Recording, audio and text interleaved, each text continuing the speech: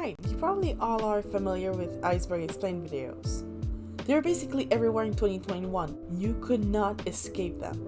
And if you tell me you've never seen one, either you're lying, or you've been hibernating for the past years and just woke up. But that's okay. I'll give you a short resume of what an Iceberg Explained is with this step-by-step guide. Step 1. Well, you pick a topic. It can be from video games, ARGs, movies, YouTube, Neopets, I don't know, man. Step 2. You do some research about it. Step 3. You take all that information and sort it out on this iceberg template. The deeper down the iceberg you go, the more unknown it gets. So now that you're caught up with what an iceberg is, well, I decided to make one about Indie RPG Maker games. What do you mean I'm late to the trend? Now, I'm sure that many know what I'm talking about when I say RPG Maker games. They're mostly free games that were made with the aid of, well, the software RPG Maker. And for broke kids like me who liked horror in the early 2010s, those were the best. So now that our short introduction is done, sit back, get cozy, grab a snack, because the dive is gonna take a while.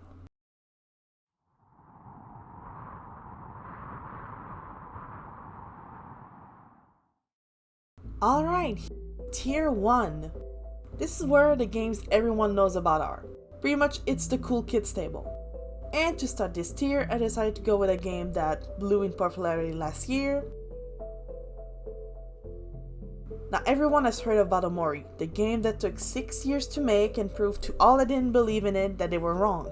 Released by Romocat in December 2020, the game was mostly inspired by a series of work its creator had previously done and experiences from her own life. In it, you take control of Omori, who along with his friends Kel, Aubrey, and Hiro go on adventures in the weird world that is Headspace. Yeah, I know, this is pretty vague for a pitch, but I think it's a game that you'll enjoy most if you know little about it. Though, I will warn you, the game may look cute, but just remember that it's a horror game.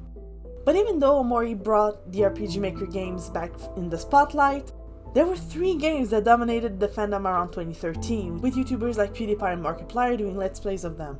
And even now, if someone asks you to name a horror RPG Maker game, chances are your first answer will be one of these. And the first one in this big 3 would be... Eve was released in 2012 by Corey, and it's maybe the most popular horror RPG Maker game even now. The game follows a 9-year-old girl named Eve who is visiting an art gallery with her parents. But after interacting with one particular painting, everyone in the gallery disappears and you have no choice but to jump into one of said paintings to advance further. When arriving to the other world, you find a rose that, if its petals go to 0, well, you die. Because yes, this other gallery is filled with strange creatures that remind you that you're not welcome here. But fortunately, you end up fighting 2 other people who got swept in this fabricated world too. Gary, a kind man with a very particular sense of style, and Mary, a cheerful girl around your age. As far as horror games go, Eve is actually pretty chill. It doesn't really have loud jump scares, rather using its atmosphere to creep you out. So if you want to start dipping your toes in the world of RPG Maker games, Eve would be a good choice. But if you're looking for something a little more intense on the horror side with more focus on its story, then the second game in the big 3 would be perfect for you. Created by Sen and also released in 2012, the game follows Aya, a 10-year-old girl who lives with her loving father, their maid Maria, and her little bunny Snowball. Picture perfect family, right? Well, yes, except that her father also happens to be a mad scientist who has no problem doing cruel experiments on live subjects. And strangely, Aya knows about this and is perfectly fine with it. But on the anniversary of her mother's death due to an illness 1 year ago, Aya finds that the manor has been overtaken by the undead victims of her father, who are hell-bent on revenge. With the help of a mysterious stranger calling himself Ogre, Aya goes on a quest to find her father while putting to rest some of the tortured souls on her path. But doing so will uncover many truths about her family and the experiments her father conducted. Some she may not be ready to face. The game got a light novel adaptation in 2014, which has yet to be translated in English, and in 2016 a remake was released on Steam and even on the Switch. What's that? You want something with more frights? You want something more intense? Well, the third member of this big 3 should satisfy your needs. Released in 2011 by Fumi, which is technically before Eben Mathfather, yet I put it last. Anyway. You play as yet another young girl who's definitely not gonna get traumatized by the horror she'll see on her journey, named Viola. The game starts when you wake up in the middle of a forest, with your only way out blocked. Also, there's a talking cat. Be cool. So what do you do in this situation? Do you try to get around by doing a detour in the forest? Or do you decide to commit a crime by breaking and entering in a house nearby? I chose option 2, but there's one teeny tiny detail about that place. This is the house of a witch, and she's not happy to see you. So now you're stuck in a house filled with deadly traps, and you gotta try to survive. Out of the 3, witch's house is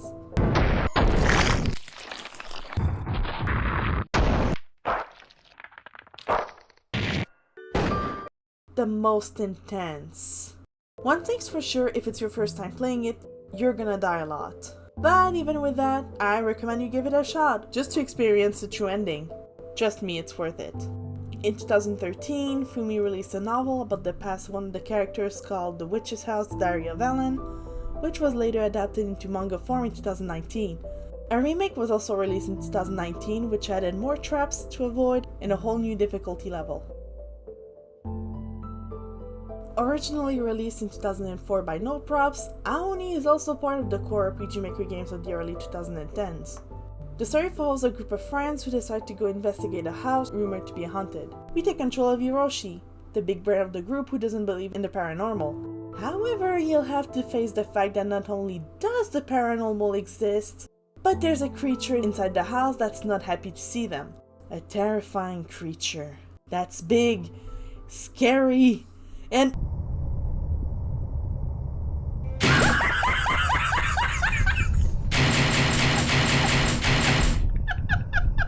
what the fuck was that? Hey y'all, come look at this.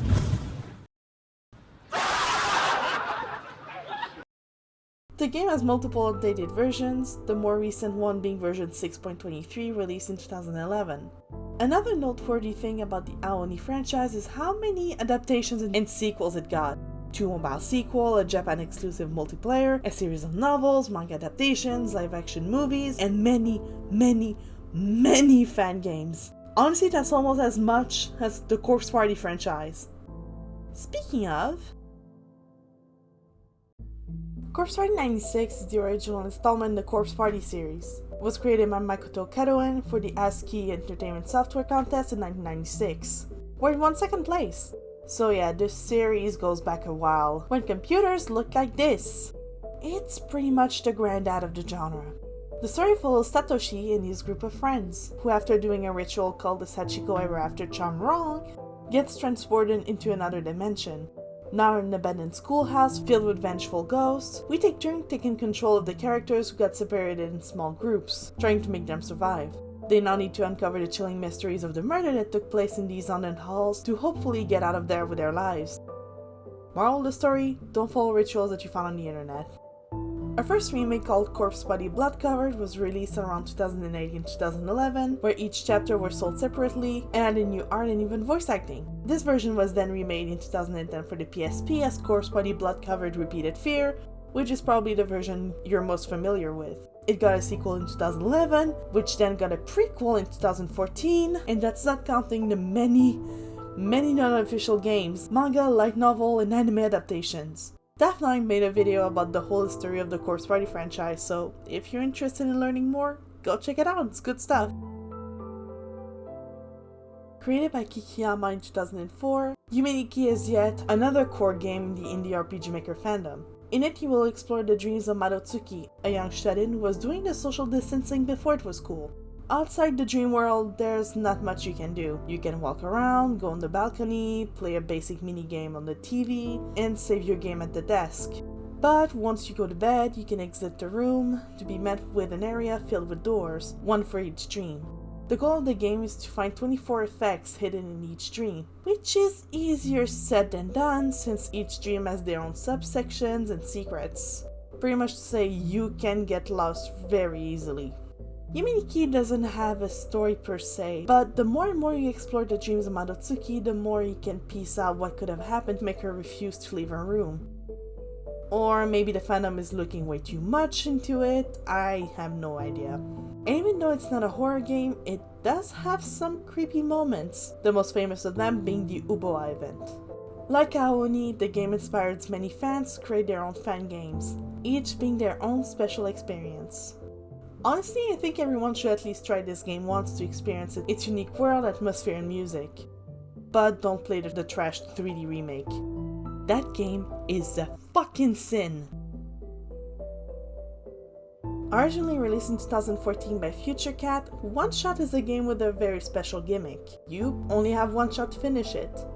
But we'll come back to that. In it, you're a god who has to guide Nico, a small little cat person thingy. You see that light bulb Nico has? Well, that's the sun, and your job is to bring that light bulb to a tower to bring back the light and save the world. And Nico's success depends entirely on you. So no pressure.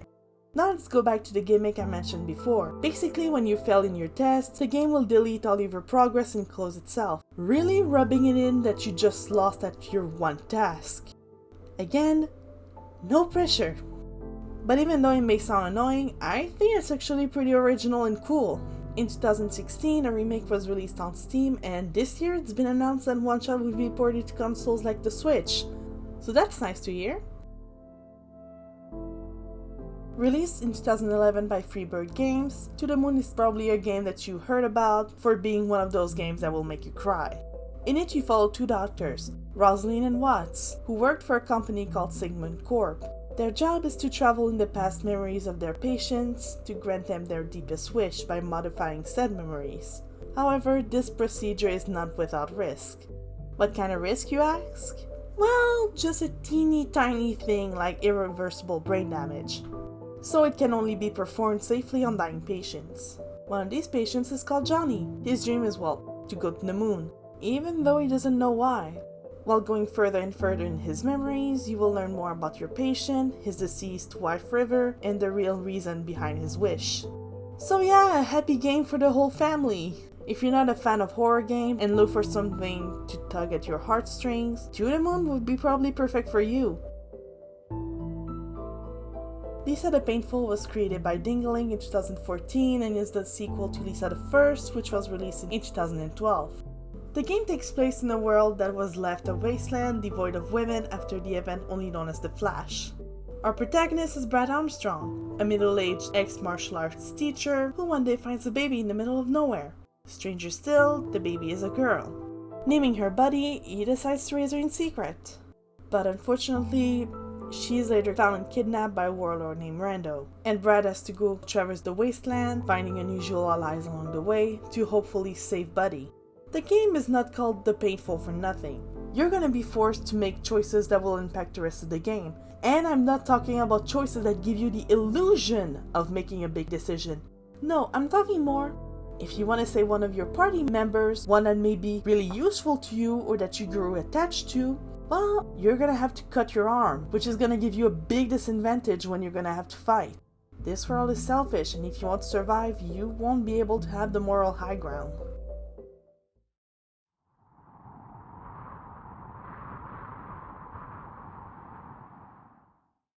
We're now finally getting to touch the iceberg on tier 2. This is only the tip, which means the games that are here are still pretty popular outside the Indie RPG Maker fandom, just not as much as those in tier 1. For example, games like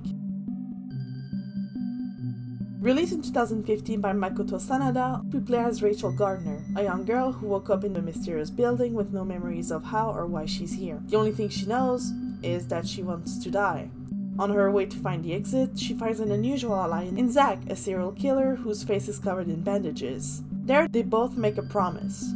If Rachel helps Zach get out of this place, and its numerous flaws and dangers, he will grant her wish of death. Now, you may think that with a story like that, Angels of Death is edgy trash, which it kinda is. But in a good way. Even with its edge, it's still really entertaining and even emotional at times. I really believe that Zack and Rachel are one of the best protagonist duos in RPG Maker games. Their interactions are what makes this game worth it. The game was adapted into a manga between 2015 and 2020 and an anime of 16 episodes in 2018, which is probably how you heard of Angels of Death in the first place. Released in 2017 by Nikki, the game follows Sarah Chidoi, who along with her friend Joe and 9 other people get kidnapped and put into a dead game, where the only way to try and survive is to choose who will die by a majority vote. As of now, the game has been released up to Chapter 3, Part 1, Section B, with new parts to be released one by one in the future. Before you say it, yes, Your Turn to Die has a lot in common with the Danganronpa franchise, like the death game setting and its unique and colorful characters. Though even if they have a lot of similarities, Your Turn to Die is more like, hey, what if Danganronpa, but make it a horror game?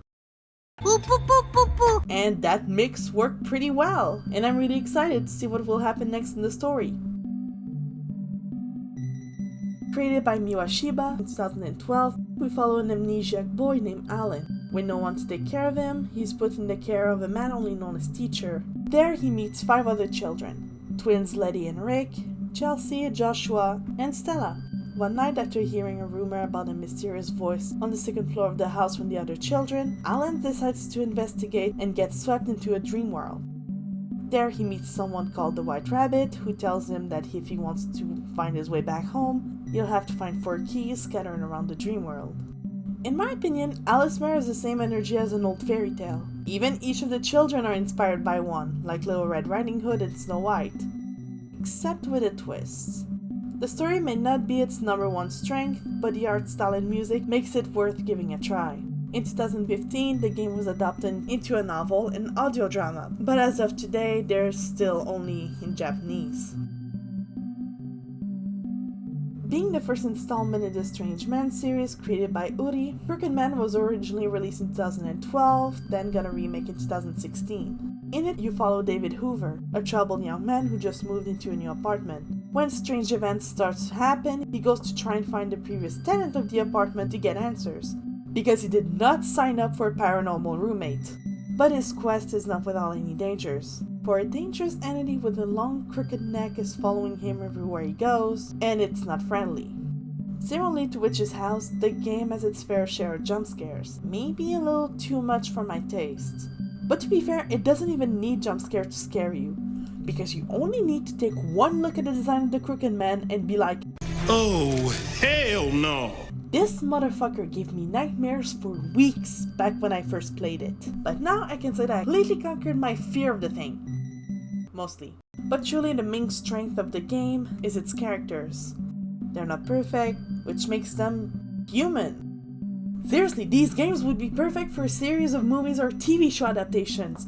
How has it not happened yet? I didn't know where to put Off at first, either in Tier 1 or keep it in Tier 2, but in the end I opted for Tier 2. The game was created by Mortis Ghost and released in 2008. In it, you take control of the Batter, a man with a baseball uniform who is on a sacred journey to purify the world he lives in. Following the tips of a talking cat called the Judge, he travels between 4 different zones, each under the control of a guardian and revealing to us more about the world. That's all I'm gonna say about it, because just like Omori, I really don't want to spoil this game. But I can tell you, it's not for nothing that this game managed to grow a cult following. Also, there's an official webpage for the game where you can find a bunch of bonus content like sketches, music sheets, and wallpapers. But it's only available in French though. Released in 2013 by Brianna Lay, Pom Gets Wi-Fi follows Pom, a Pomeranian that is obsessed with the internet. She lives with another dog called Shibe, a Shiba Inu.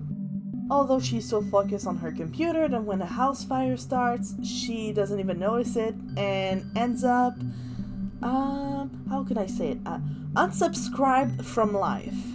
She wakes up in dog heaven and everything would be nice and peaceful if it wasn't for the fact that they don't have Wi-Fi up there. With the help of Shibe, who is also in doggy heaven and is pretty much forced into helping her, Pom goes on a quest to finally get access to the Wi-Fi again. According to its creator, the game was made with the intention of being the happiest, least scary game made on the engine. And I mean, sure, the game starts with a house fire and dogs being unsubscribed from life, but shh. I think she did deliver in what she was trying to do. It's crazy, it's funny, if horror is not your cup of tea, well, this one will make you happy. Released in 2014 by Aka, Dream Mary is an example of those seemingly cute games that are eventually revealed to be terrifying. The game follows Mary, a young girl who loves to dream. She loves to dream so much that she spends her entire days dreaming. In her dreams, she has many friends to keep her company and play with her. Bunilda the rabbit, Penguindel the penguin, Foxan the fox, Boris the boar. Will she keep dreaming and go further into the dream, or will she wake up and face reality? Her fate is in your hands. It's actually possible to finish the game without encountering anything horrific, but if you want to learn more about the dream world, its inhabitants, and Mary herself, you will have to face the nightmares that lay underneath. Created in 2013 by Mason Linroth, Helix is, its official description by its creator is a recreational program with light JRPG elements. What does it mean? No one knows what it means. In it you take control of Wayne, a humanoid croissant-shaped thingy, who lives in a world where everyone speaks using random text generation, and is on a quest to defeat the King of the Moon, Gibby. The game has one hell of a unique aesthetic that makes it stand out among the other Indie RPG Maker games. If you ever want to try a surreal game with claymation-like graphics and a banger music, I guess this one's for you. There was even a sequel called Helix 2 that was released last year. You remember when I talked about how Yume Nikki inspired many fan games? Well, this one is one of the earliest and maybe the most popular out of them. Released in 2009 by LOL, the game follows Sabitsuki, who also refuses to leave her room. But this time, instead of going to bed to explore the mind of our protagonist, we need to use a computer, with the goal of having to collect effects still being the same. Also, you remember when I said that Yume Nikki had just a pinch of horror sprinkled through it, like a little spice? Well, .Flow decided to jump straight into the horror pool. The game has this whole ambience of dread, with Rust slowly taking over Sabitsuki's mind. Heck, even the common enemies look far more threatening now. Also, I guess there's some sort of a plot, maybe? Again, it's for you to decide. So if you liked Yume Nikki but wanted something more dark, well, .Flow's for you.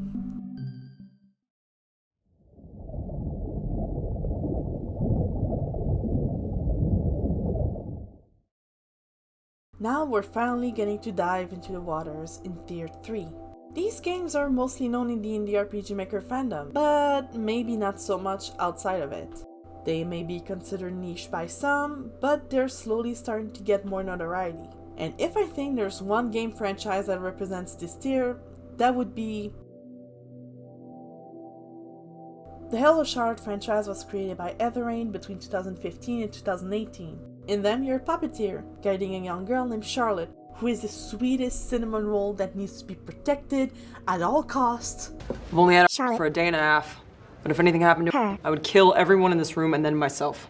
The first game, Episode 1, Junk Food, Gods and Teddy Bears, is more of a prologue to the world of Hello Charlotte, where you meet the main cast and get a taste of what to expect. The real plot picks up in Episode 2, Requiem Aeternam Dio, with new places to explore, new characters to meet, and many ways to destroy you emotionally. Then in Episode 3, Childhood's End, we get answers to our questions and everything ends in a roller coaster of emotions. Accompanying the three main games, there are also two non-canon ones that take place in different universes. Hello Charlotte Delirium and Heaven's Gate, which is a visual novel. These games have a special place in my heart. They're weird, but they also have a lot of heart, and explore many topics that may be painful, but unfortunately relatable to many. They can make you laugh, smile, and even cry. It's like they welcome you with open arms, wait for you to drop your guard, then punch you in the face as hard as it can before giving you a hug.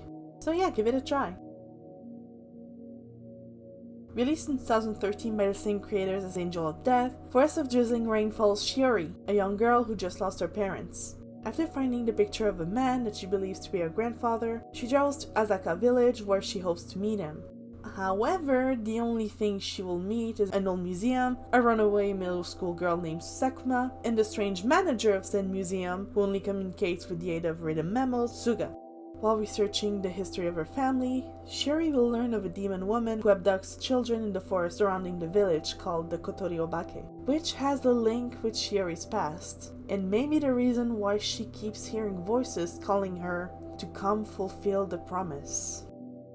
The game balances pretty well its pacing and build up to the answers of what happened at Asaka Village pretty well, offering plenty of mysteries and scares. Honestly, for a first game, it's pretty good. Created by Ghost Hunter in 2019, LuKremBo tells the story of Lavender, a young girl who wakes up surrounded by skull-masked wearing stranger with cakes and balloons. But today is not her birthday, and she is not in her home. The leader of those Reapers, Grim, no, not this Grim, informs her that she recently died, and she now has to join their ranks. But instead of instantly believing him, Lavender decides to go look for her brother Timmy. But the thing is, she doesn't know that her actions may have grave consequences. The game is short and perfect for an evening where you want to play something with spooky vibes without being scared. So if you want a game with lots of comfort food, cute art style, and lots of ghosts, try LuKremBo. This is another one that is very difficult to explain.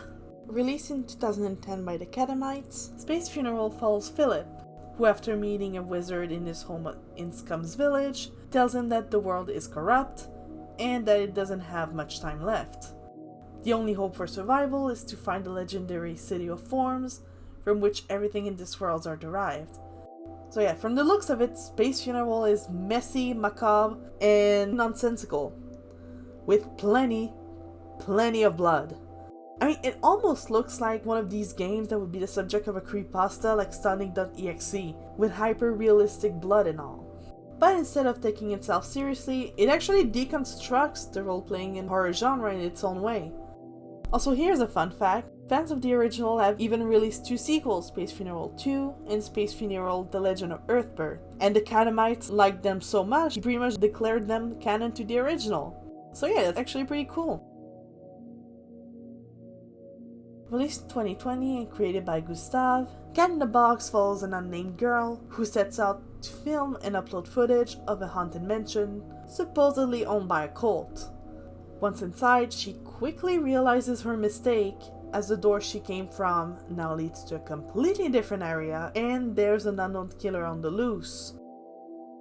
One key mechanic that I found pretty interesting in this game is that to save your progress, you need to find tapes hidden around the mansion. Otherwise, it's a classic Indie RPG Maker game with a simple but efficient story. Originally released in 2013 by Uri, the same creator as The Crooked Man, Mermaid Swamp follows a group of friends who get lost in the mountains while on vacation. An old man lends them a helping hand by letting the group stay in his house while trying to find a solution to their problem. But during their stay, more and more strange events start to happen, and when the old man disappears, leaving them with no way of contacting the outside world, the tension rises. Could this be the curse of the mermaid in the local legend? Or is there something more to these events? Just like Crooked Man, the best part of the game is its story. It always keeps you on your toes and you never know what's gonna happen next, or what consequences your choices will cause. And also has really good scares.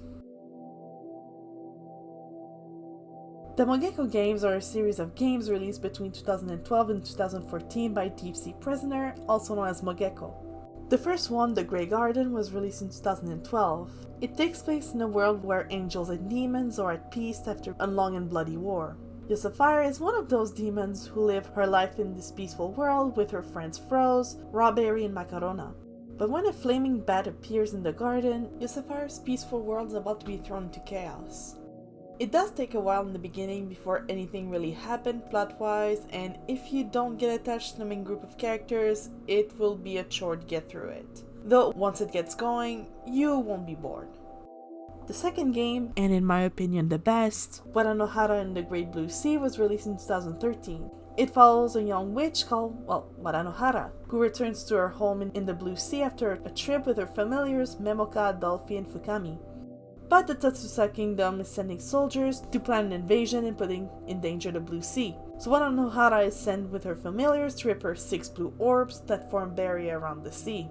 Unlike its predecessor, it won't take too long for the plot to start, using just enough time to flesh out the main cast and the residents of the Blue Sea to make you care about them. Also, the story may look cliché at a first glance, but believe me, there's more to it. Then the last game, Mogeko Castle, was released in 2014. In it you play as Yonaka, who after falling asleep in the subway gets transported into another world, filled with creatures called Mogekos. However, even though they may look cute, they're perverted menaces. While escaping a group of these yellow bastards, Yonaka enters the Mogeko Castle, where she's instructed to climb all its floors to finally find her way home. But the castle is filled with dangers, and getting to the top is gonna be a challenge. Mogeko Castle is by far the most intense of the 3 games Deep Sea Prisoner released. There's a lot of violence and gore, and sometimes it even treats serious topics like sexual assaults like jokes. So if these topics could make you feel upset, maybe it's best you skip this one. Released in 2017 by Astral Shifts, Pocket Mirror follows a young girl who wakes up in a mysterious world and goes on a journey to find her true identity. Her only keepsake is, well, a golden pocket mirror, which is also the key to finding out who she really is. Honestly, the thing that hooked me into this game was the gorgeous artwork it has. I mean, just look at it, it's candy for the eyes. But you're also quickly reminded that, oh yeah, it's a horror game. The story, on the other hand, relies a lot on symbolism and small hints scattered throughout the game, so you may need to play it a second time to understand everything. Released in 2019 by Tammy Chang, who you most likely know for making art for Undertale, the game follows a lonely girl who lives alone in a house with her pet snake. She spends her day drawing and writing in a diary. But her routine changes once she meets a strange man with a demonic appearance who warns her that her home is slowly falling into chaos. The game got an indirect sequel last year called Dweller's Empty Path that has the same Game Boy-like graphics, but with a green color palette instead of blue. So if you're interested in the short game with awesome graphics, well, give it a try. Also, 2B Fox made some of the music for the game. Light is a series of games released in 2014 by Miyoshiba, also the creator of Alismere. The game follows a con artist who changes identity every game, who is the caretaker of Efina, a young girl who also happens to be a light-eating dragon. In the first game, the light-eating dragon, the Vermilion Vampire, the duo arrive in a town who harbors a big secret that haunts the night. In the second game, the light-eating dragon, the Azure Dreamer, the duo has to investigate rumors of something magical going on a resort casino. And in the third game and finale, the lighting dragon, the gold thief, Efina and her caretaker are invited to a mansion to foil the plans of a master thief. However, there's more at work than just a heist, and the con man's past and lies come back to the surface. Just like Alismere, its biggest strength is its art style and music instead of the story. Pretty much these games are perfect if you're feeling bored one day and need something to pass time. Created by Technomancy Studios in 2016, Suits, a business RPG, takes place in a world controlled by corporations. In it, you play as a simple businessman who applied for a job in Suit City HQ and is descent into corruption. So yeah, that's pretty much taking place in our world. The game has a lot of vibes similar to Off, and I wouldn't be surprised if Suits was inspired by it.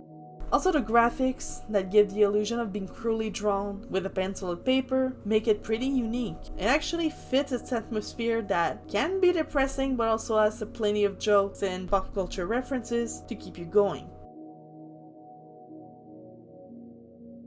Released in 2020 by Leaf 6010, Project Cat is actually the prequel to a planned game named Paper Lily, although it can still be enjoyed on its own.